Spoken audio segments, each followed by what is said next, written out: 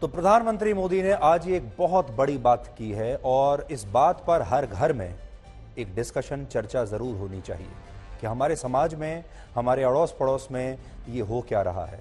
और वो ये भी कहते हैं कि अगले 25 वर्षों में ये भारत तब तक तरक्की नहीं कर पाएगा जब तक हमारे देश के अंदर महिलाओं को सम्मान नहीं मिलेगा। हमारे देश में जब महिलाएं अपने घर से निकलती हैं तो उन्हें हर गली में, हर मोड़ पर अपशब्दों और भद्दी टिप्पणियों का सामना करना पड़ता है।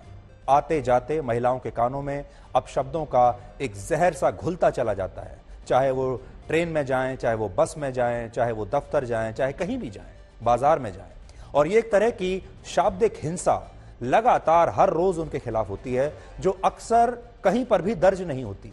आपको आश्चर्य होगा कि भारत में छेड़छाड़ के हर 10,000 मामलों में सिर्फ एक ही रिपोर्ट हो पाता है।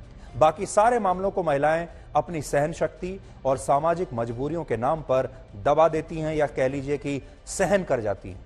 और अब तो हमारे देश की महिलाओं को शायद इसकी आदत सी होने लगी है। क्या ऐसा नहीं हो सकता कि आज से आप अपनी भाषा को सुधार लें?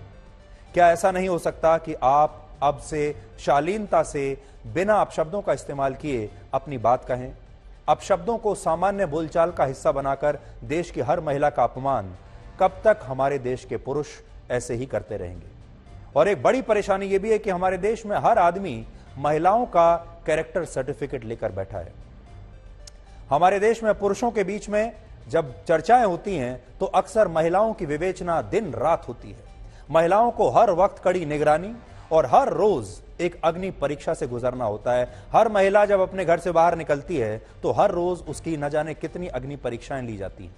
महिलाएं अगर पढ़ी लिखी हों और जीवन में आगे बढ़ सकती हों तो उनके बारे में कहा जाता है कि वो बहुत तेज हैं, बहुत महत्वाकांक्षी हैं, बहुत चालाक हैं। इस तरह से उनके बारे में उन्हें संज्ञाएं दी जाती हैं। और ये बात लड़कों से, पुरुषों से हमारे देश में कोई नहीं पूछता। और शायद इसीलिए प्रधानमंत्री मोदी ने स्वतंत्रता दिवस के अपने पुराने एक भाषण में कहा था कि लड़कियों से हर बात पर सवाल पूछने वाले हमारे समाज को लड़कों से भी पूछना चाहिए।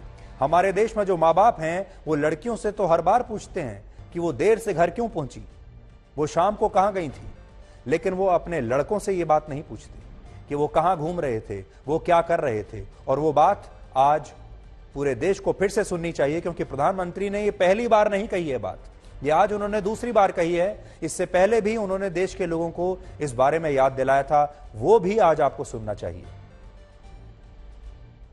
मैं आज इस मंच से मैं उन माताओं और उनके पिताओं से पूछना चाहता हूं, हर मां बाप से पूछना चाहता हूं कि आपके घर में बेटी 10 साल की होती है, 12 साल की होती है, मां और बाप चौकन्ने रहते, हर बार पूछते हैं कहां जा रही हो, कब आओगी, पहुंचने के बाद फोन करना। बेटी को तो सैकड़ों सवाल मां बाप पूछते हैं, लेकिन क्या कभी मां बाप ने अपने बेटे को पूछने की हिम्मत की है?